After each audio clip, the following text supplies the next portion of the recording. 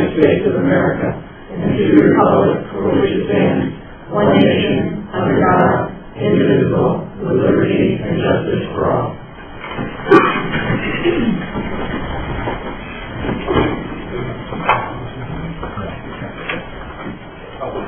I'd like to welcome Beth Sibelia from the RTM. Welcome, Beth. Thank you. Is there anyone in the audience who cares to offer any comments? The public comment section of our agenda.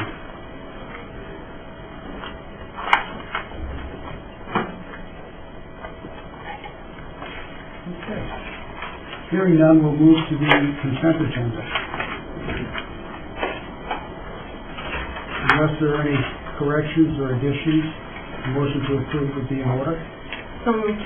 For a second? Second. All those in favor, please say aye. Aye. Any opposed? Motion passes unanimously. For board correspondence, we have a package circulating, and Recreation and Parks has notified us they have appointed Kenny Hall as their liaison to our board. Under the superintendent's report, we have a report from Andre.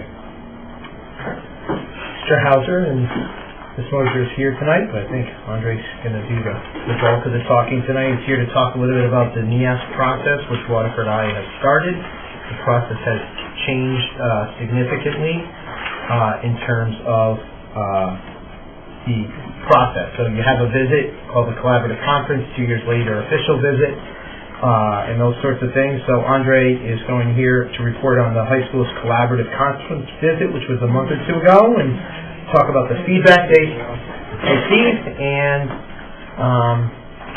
next steps.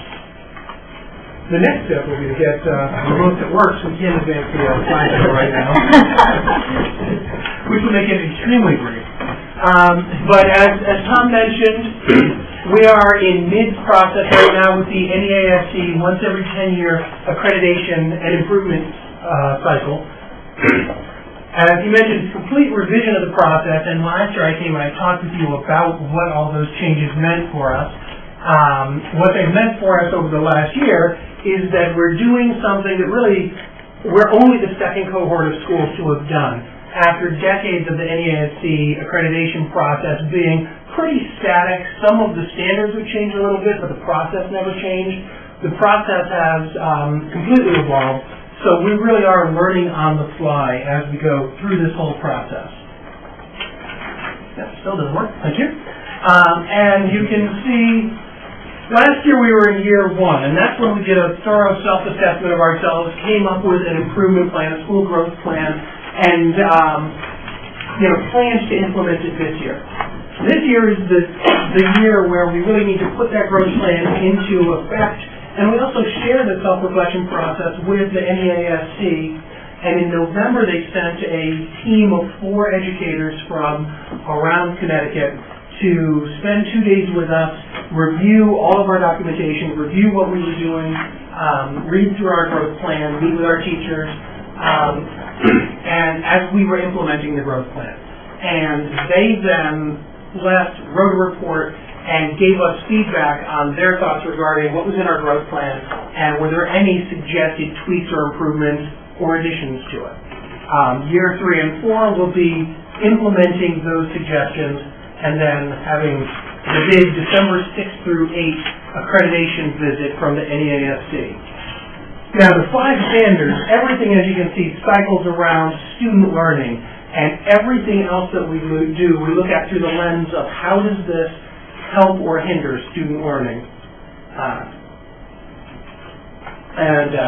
One of the nice things about the revised process is that there used to be 7 standards. They've compressed 3 of them, the former curriculum instruction and assessment standards, into one which they've labeled, appropriately enough, student learning. Now within each standard, you've got foundational elements and multiple principles that you have to address and report on through the process.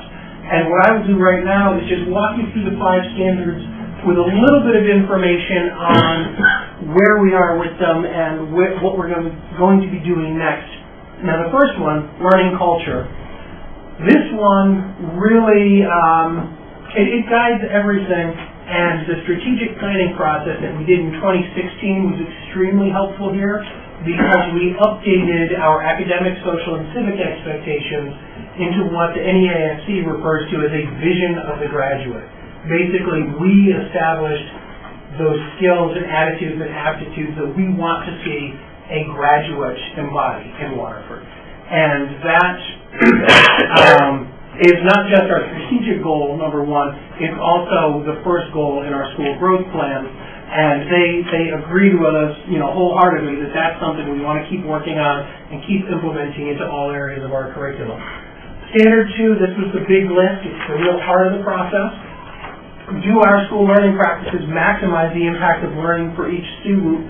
And it was interesting looking at the feedback that we got from the NEASC and how closely it aligned with the goals we'd already identified in the strategic planning process and in our self-reflection process.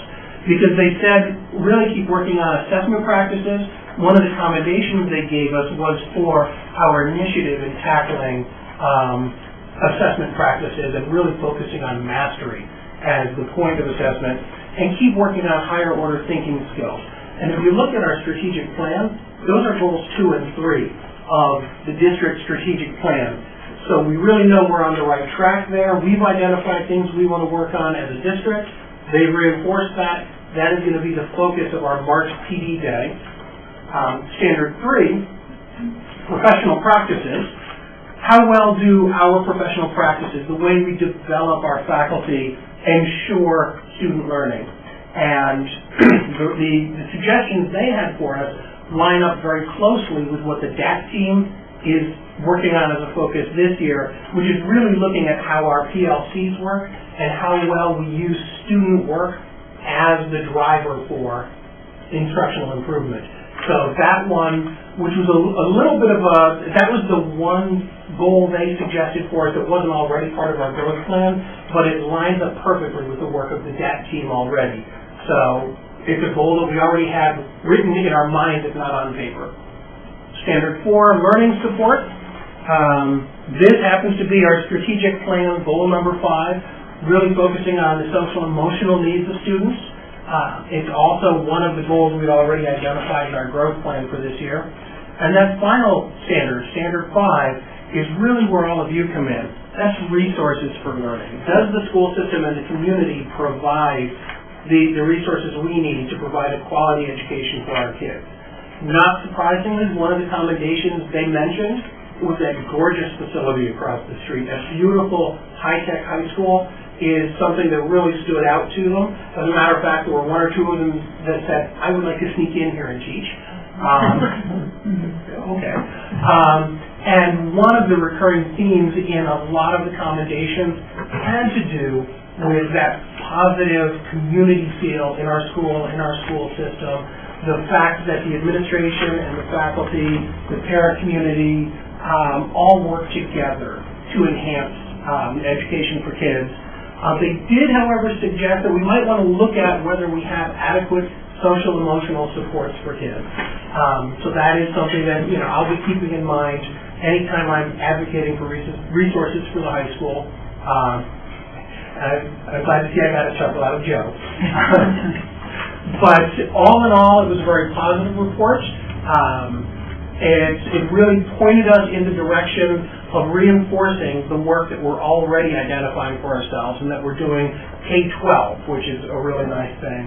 And from here, the next step is to just refine our school growth plan, implement it over the course of the rest of this year and all of next year, and then they will be back in December of 2020. For that one, they do want to meet with board members, so we'll mark that date on your calendar, December 6th, 7th, 8th of 2020, and that will be the final summative evaluation for us for the accreditation process. Questions or comments? Mr. Hauser? Sure. I just have a question. Were any of them involved in the new staff evaluation 10 years ago? No. No. These were all new people. Because I remember it was the old high school, and they were concerned about it, and I would love them to see our new high school because we're really proud of it. Well, it was all new people, and they were already impressed by the school. That's good. That's good. Any other questions or comments? Thank you. Thank you very much. Be a shorter superintendent's report. This is our fourth meeting in 5 weeks, I believe. We love seeing you. Commend Clark Lane for the great artwork in the room and in the hallway. Also want to bring your attention, we'll probably address it more under new business, but I did provide you with a memo with a couple of key components from the governor's outlay of his proposed state budget yesterday. There were a couple of significant pieces out of that. One area that we took a close look at was what would be our ECS funding. That remained relatively flat, slight increase of $4,000 or $5,000 over the next 2 years.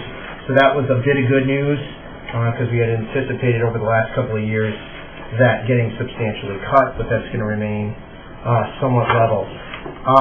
One proposal in the governor's budget is to shift some of the teacher pension costs to the municipalities. That would obviously affect all 169 towns in the state. We'll certainly see how that parses out. One area which the memo in front of you is on is around magnet transportation funding, which came to a surprise to a lot of people that in his proposed budget he zeroes out magnet funding across the state and only provides for that within the Chef region, which is the greater Hartford region. It's a proposal at this point, but it does shift magnet transportation dollars away from the rest of the state and funnels it into a new fund called the Chef Transportation Fund up in Hartford. With that said, as you consider tonight's budget under new business, we do still have $22,700 worth of magnet transportation funding embedded in this budget as an offset. That really leaves the board with a couple of options. One would be to take no action at all. Leave our budget as is. Assume it's not going to get cut. The $22,700 that remains, and if it was cut, you could deal with that at that time, whether we decide to continue to provide magnet transportation to elementary schools or cut that service at that time. Another option would be to take action tonight to increase the board's budget by $22,700 and assume the grant is not going to come through, or to cut elementary magnet transportation. And those are essentially the options, and I'm not looking for comment on that now. That would be under new business, but I felt it was important that you were informed a little bit about the governor's recommended budget as of yesterday. I'd like to share some good news. CAPS is the Connecticut Association of Public School Superintendents, is holding its second annual innovation conference in March, and each district was asked to submit a groundbreaking innovation that will be published in kind of like an innovation guidebook for the whole state. And with the help of Chris Biscordia and one of our elementary teachers, Laura McHugh, we submitted a write-up on our computer science program that begins all the way at the kindergarten level. And those of you who have been on the board might have seen that as a past presentation. So we submitted that as our innovation here in the Waterford Public Schools. So we look forward to that being published, and when it does, I'll share that with you. Good news out of the high school. Senior Safa Dinesh, and you're probably saying that name sounds familiar. She was our Martin Luther King Jr. Scholarship winner earlier this year. Well, she is a winner once again. She is the recipient of the 2019 Connecticut winner of the National Center for Women in Information Technology Award for Aspirations in Computing. She's being recognized for her computing-related aspirations, and she's demonstrated outstanding aptitude and interest in information and technology, and she will be honored in Hartford on April 9th. So, good news coming out of the high school. Want to mention how successful the elected officials tours were on January 29th and February 6th. I know some of you were able to attend those. We had about 30 officials from across the town elected boards and positions between the two tours, and we saw everything from infrastructure and technology to classroom instruction, and it's something we plan to do again. We sent out a survey, asked for feedback, and the feedback was extremely positive with some nice recommendations on what they would like to see next. So I think it was time well spent. It is a busy night in the district. We have the boys ECC quarterfinals going on right now at the high school. We also have our first all-elementary jazz festival, which is all 3 elementaries over at Oswegatchie. So if you see administrators ducking out, they have my permission to do so, and to represent us at those events. And our girls basketball plays Monday night in the state tournament in Bristol. I'd like to end the superintendent's report with some great news out of Oswegatchie. They recently had an amazing shake competition and event, which received a lot of press. It was a great event, and I had the opportunity to spend the evening with Mr. Macrino and Mrs. Gallus and a bunch of other staff and community members who helped out. I read a lot about it, but I did want to show you the clip from Channel 8, where our 3 finalists from Waterford were featured on a Channel 8 segment on Better Connecticut, and I think we all walk away proud that we have students like the 3 of them that really represented us well. So we could cue that up. CT Style, and do we know someone there yet? That's a young CT Style reporter, Megan Young. She used to go to Oswegatchie School in Waterford, Connecticut. Now she's all grown up and She's got these times. and her own child. But we have a new line of star students here in the studio. They are finalists of the Amazing Shake program from Oswegatchie. Yeah, we got Addison Bryson, Winona Tong, and Jameson Smith. Hi, thanks so much for being here. Hi. These are the final 3. These are the winners. Tell me what this shake contest was all about. This shake contest of manners. Okay. And we had to try our best to have the highest point of manners, and whoever has the best would move on to the top 10. To the next round. 3. Yeah. Then 1, 2, 3. So what were the categories? What did you guys have to do? The first challenge that we had to do was the gauntlet, which was an activity of... Scary. Yeah, it started in Atlanta, Georgia, so she decided, Miss Gallus, our amazing teacher, decided that we would do this, and that's the gauntlet. So we had to name a few teachers. We were open for random presents, where you didn't know what was inside, so there's the challenges that you didn't know how to approach it, but somehow you had to with all the skills that you learned from class. That's incredible. So you guys on a green screen, you're like presenting. I mean, and now you have the word shake in it. Is there a secret handshake that went into all this?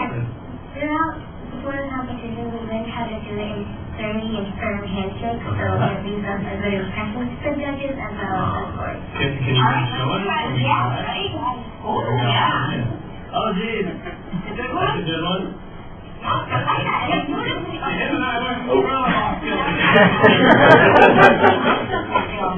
These are important skills that learn through this process. Yeah, the importance of manners is kind of going down the drain of your kids to see that so much technology. But learning that you have to manage makes a difference in a job interview or just meeting somebody in person. That's so important. How have you guys been able to talk to your friends about this? Have you been able to say, hey, maybe you should have better manners, or have you used it in school at all? We have used it in school because Miss Gallus gave us the Kids in Amazing Shakes a challenge, a couple challenges in school, so we can do it to teachers or students, and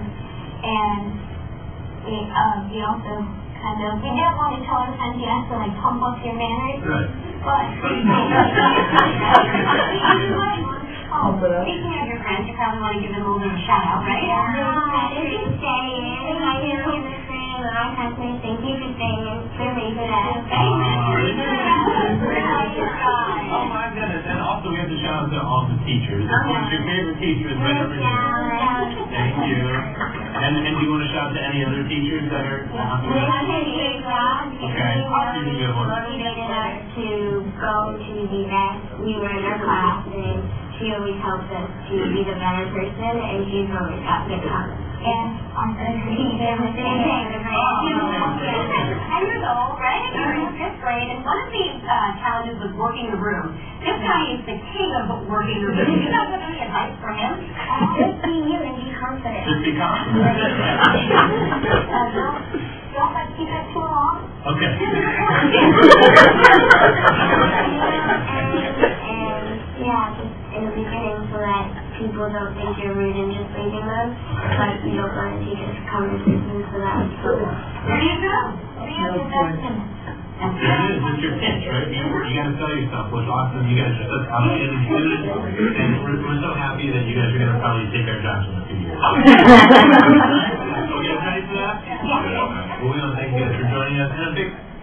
Mr. Bacrino, any words on the experience of the amazing shake at Oswegatchie? It was wonderful, and although you only saw 3 children, I can't call them children really, young adults up there, we had 29 participate altogether for the extent of the multi-week program, and the effect that it had on all grade levels was significant. And I have first graders in kindergarten come up to me shaking my hand every day. And although there was a competitive edge to it, there's a sincerity that has continued throughout, and they're still shaking hands and making good decisions. So we're looking at how we can expand this in the future. Great program. Thank you so much. Any questions for Tom? Okay, committee reports. Any committee reports? Come on, Joey. I do. No, I just wanted to remind everybody of Dancing with the Stars on March 22nd, starting March 22nd at the high school.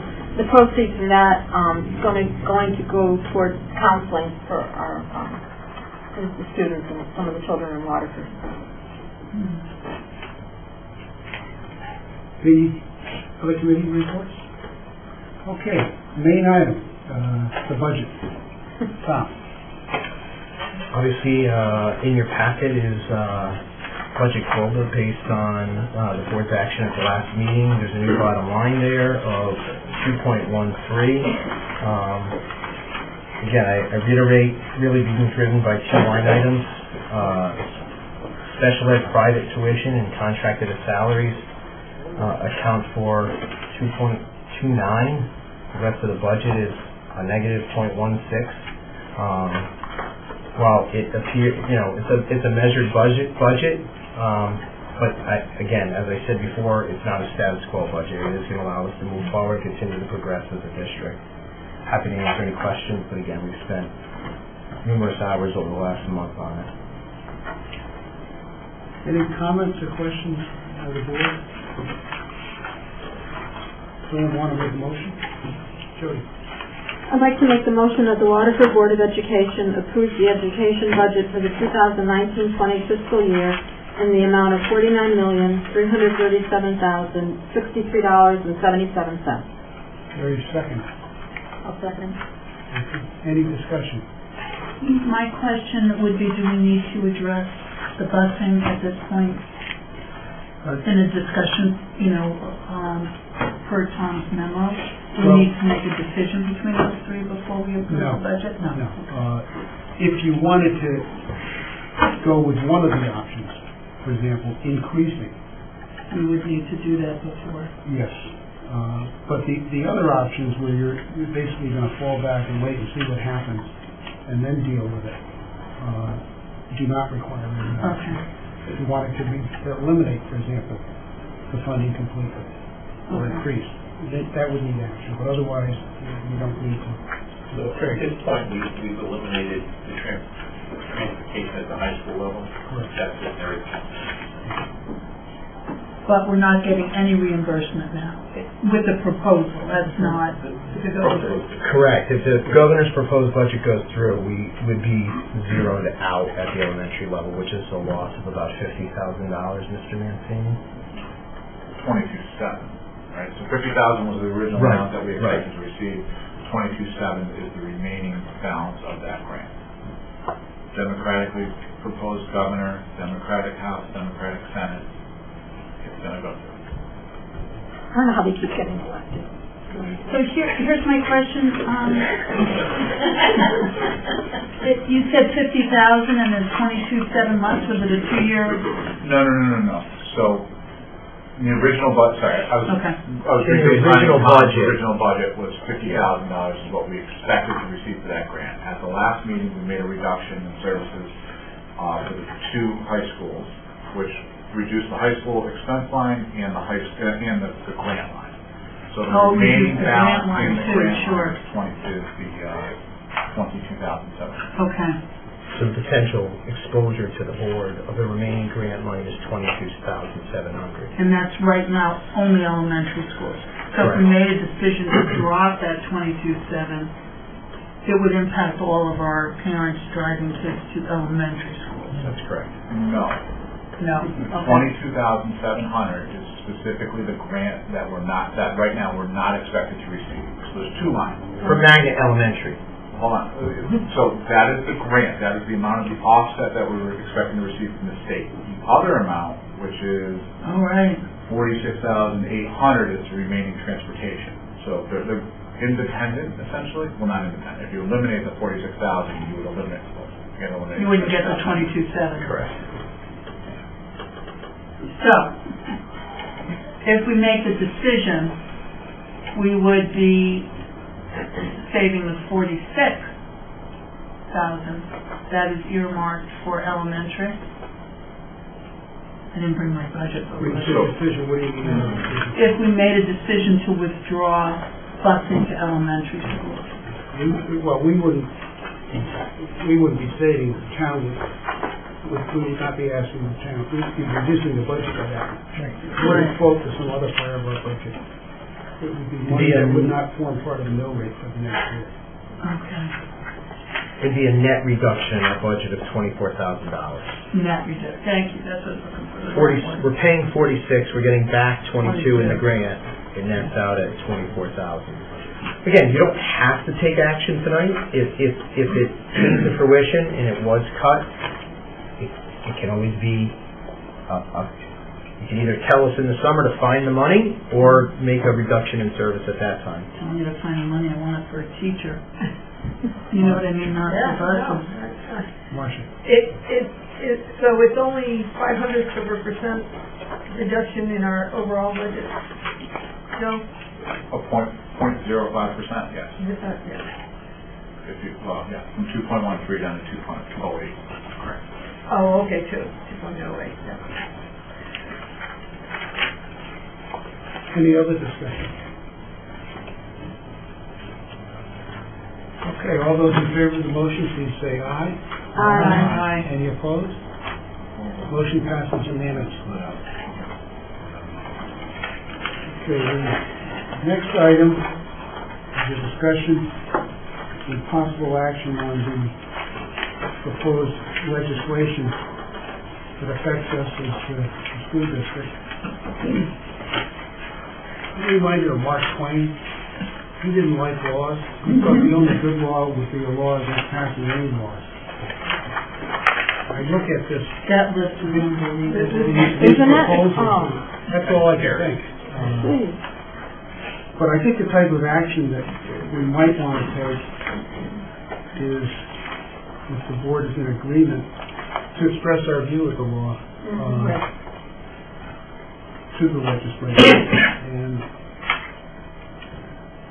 I would sign that letter if the board wants, and which you can inform me as to what your views are. Judy. I think we have to start speaking up for ourselves, because all these laws are getting rammed down our throats year after year after year. There's no consideration for the towns or the students or the teachers. And I think we have to use our voices. And I'd like to send them a really stern letter.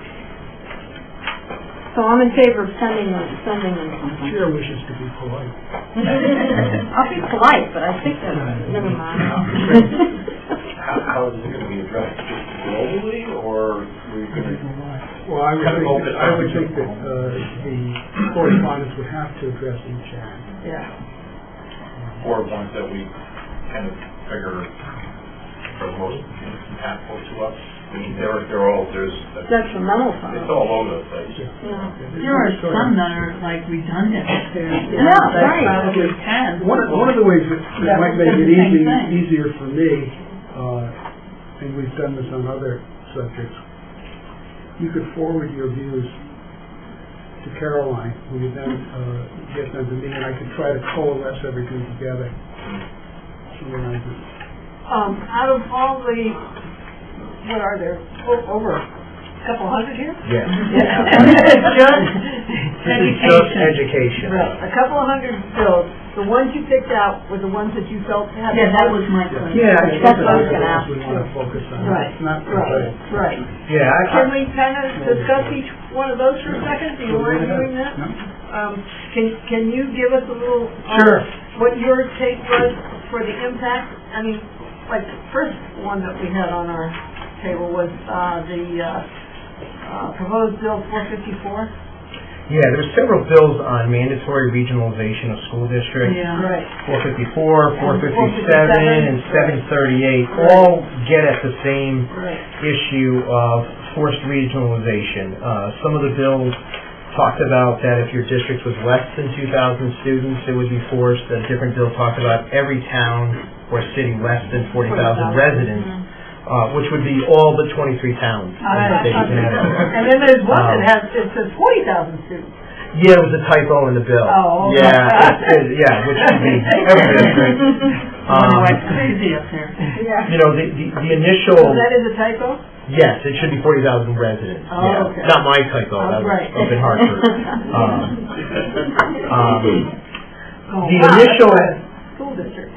Yes. There's maybe one of those. The initial thoughts around how districts would be organized under this mandatory regionalization would be by probate district. So that's an interesting thought because that has us regionalizing with an all-magnet district living in London. I don't even, I'm talking very micro now in terms of the effect on Waterford. I don't even know how that would be. I had the opportunity to, I'm on the CAPS Board of Directors this year and next, and I had the opportunity to attend a meeting with the Speaker of the House, Joe Arasimowicz, with a group of other superintendents, and this was one of the main topics. And there's a host of issues around this as far as even collective bargaining law, and how is that going to work? Towns have teachers on different contracts, different days, and all of that. And I tend to, we're already doing a lot in the area of efficiencies and regional collaboration. We partner with Groton on a Teacher of the Blind. We're partnering with East Lyme on our explosion program. We share special ed transportation when we can with other districts. Certainly we have shared services with our municipality. How about incentivizing districts to do those things rather than forcing it down people's throats? With that said, again, going back to the governor's budget, he does have a funding in his budget for a regionalization commission that would shepherd this process through over the next 2 years. Well, we could save them money by just not doing it. So. Well, one of them does talk about that if we choose not to do it, that we just have to list reasons why. You know, it's interesting. I know. My organization put out some information today, I say my organization, CAPS, about regionalization, and they pointed to the state of Vermont, which has had forced regionalization over the last several years. And they are reducing 276 school districts to 120. And they are, to date, they have combined 156 school districts, regionalized. And according to the Vermont Board of Education study, the cost savings of combining these school districts has been in the neighborhood of $100,000 to $200,000. That is from the Vermont State Board of Education. So they're pretty spread out. Yeah, they probably are pretty regional already. So it's interesting. Are they proposing these regionalizations because the state ends up saving money, or do they think the towns will save money? I think probably more on the municipal side. I'm not sure what savings there would be at the state level. I've not dug into it enough to even pretend to understand if that would be possible. And my other question is, are the three legislators, the 11th district and the 19th district, are those both municipalities? I know Senator Looney is from New Haven. I don't know about the other sponsors. Duff and Austin? Of the Senator Austin is out of Sprague. She's here in Eastern Connecticut. I don't know who Senator Duff is. And I also don't know who sponsored Bill 738. Oh, that was Senator Looney as well. So, he's in New Haven. Correct. Tom, the other two things that you included were really interesting. The private therapist during school day and at the school. I have real concerns about that. As do I. I think, Oh, my there's a lot of goodness. issues around who manages them, what's our liability. Yeah. Providing space. Space. These people that propose these bills cannot possibly be educators. They probably don't have a clue on what it is to have to run a school or school system. And the other one about independent funding for evaluation, you know. Yeah, so we- that is another concern. So we have that now, but it gives the district the opportunity to do the evaluation first. And if the parent disagrees, then they can request an outside evaluation. This law would broaden it to say they don't have to go through the step of the district's evaluation first. They can unilaterally go out and get an evaluation. That would cost us a huge amount of money. It'd be $1.7 million if every parent took advantage of that, and that'd be a yearly cost if they did it yearly. So it's significant. Yeah, that was good. Homeschooled students in athletics, I thought that was interesting. There's Yeah, a whole host of problems. Again, they should leave that to a local decision. There was that transportation bill, though, that you were looking for. Yep. I thought that maybe if we write a letter, Craig, and I'll send it to Carolyn, but that's the one where you don't have to provide a bus for every child. It would allow parents to be surveyed and opt out, so. That would be worthwhile. Yeah, I mean, I picked out the negatives in Right. terms of ones that I think we should consider opposing, but there are some good bills in there that would help. Yeah, the cost sharing, not cost sharing, the special ed reimbursement. Yeah, So we lowering drop that. down to 30%. I love that, but what's our chance that if get that? So we could do that, and then they could charge us for therapy and evaluation. So it would be a wash. It's kind of scary, like that. I've never seen them all collected in one place like that and listed. You know, I've heard that there were bills, but I've never seen a document like that. Well, anytime someone comes to you and says, we're here from the government, we're here to help, just run. Good point. You should be scared. Is this a traditional number of bills worth From every what year? I hear through my organizations is this seems on the high side. Yeah. And I think a lot of people are surprised given, not that they thought it would be a sleepy session because it is a budget year, but that the focus would be on the budget and not necessarily broad sweep of A lot of the legislation. budget implications. The problem is that they don't talk to each other, so there's so many redundancies in that list. Right. I mean, if I was going to advise the board where to focus your efforts, it would be on the mandatory regionalization and special ed, i.e. the evaluations. There's a special ed cost model out there. Do you want a little explanation on what that proposal is? Sure. So there's a proposal in one of the bills, that would be Bill 5787, the Special Ed Task Force cost model, where it would, districts across the state would give back their excess cost money to be put into basically an insurance captive. The state presumably would put their money in, and you would be reimbursed based on what your portion of the special ed costs are. And it sounds like a good idea on the surface. Sounds like we might make out. But it helps with predictability, but it doesn't help with the rising cost of special ed. We see in our budget this year a $749,000 increase in private special ed placements. That gets offset by excess cost a little bit and knocks down to a reasonable $540,000. But this idea that we're going to create a state fund where everybody puts their money in, including the state of Connecticut, and then you'd be reimbursed out of that versus what it is now, it's a percentage of your actual costs, would help with predictability. But what it doesn't help with is stabilizing the rising costs. Because if I know my costs are going to be, if I'm in District A, and I know my costs are going to be normalized, and averaged out over the next 3 years, what's my incentive to keep kids in district and educate them in my schools, other than morally and ethically it's the right thing to do when you can? It's a lot easier to outplace kids, and I know I'm going to be sharing it with District B, C, D, E, and F, and as we know, some of these placements, and they're needed by children, so I don't want to be misquoted or misinterpreted, but some of these placements are $300,000, $400,000, $500,000, and these decisions are not made lightly at all. And I said this to the speaker at that meeting.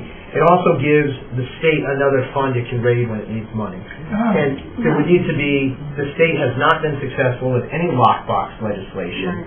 And unless this fund was lockbox, does this become another fund, like the state transportation fund, that gets rated by the state to balance other areas of the budget, and now it's more put on the municipalities, i.e. teacher retirement service, which the state is shutting back. So if I was going to focus your efforts, I advise you to stay maybe within the mandatory regionalization and the special ed realm. There's certainly some other bills on here around ceding control of the Board of Ed budget to other boards within the town. Oh, that was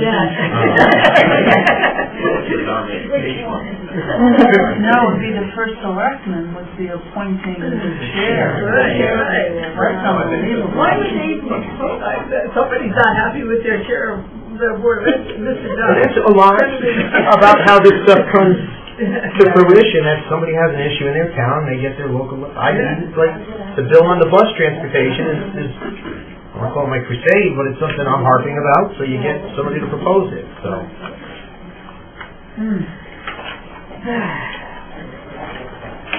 Any other discussion? So to finish that discussion, we would then send our comments to you. Carolyn? Oh, Carolyn.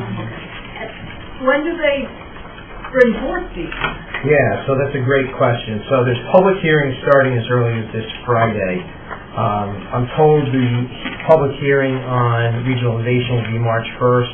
Most of these won't be, the process is it's got to come out of committee. So the education committee has to say, yes, this is a good bill, send it to the full legislature. So probably in the March, April time frame. Many of these won't get out of committee. I hope not. So should we address our concerns to the committee first?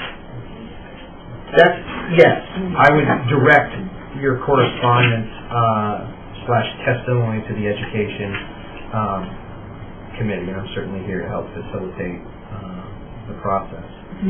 But I would give ourselves a deadline of mid-March. Okay.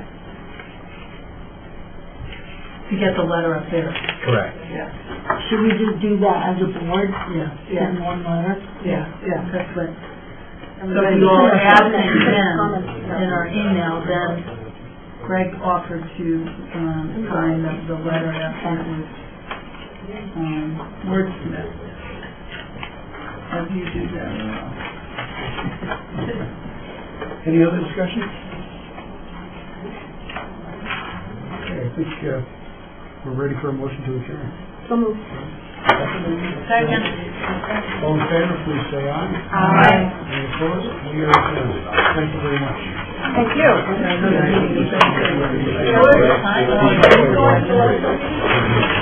Is that 7? 7:30.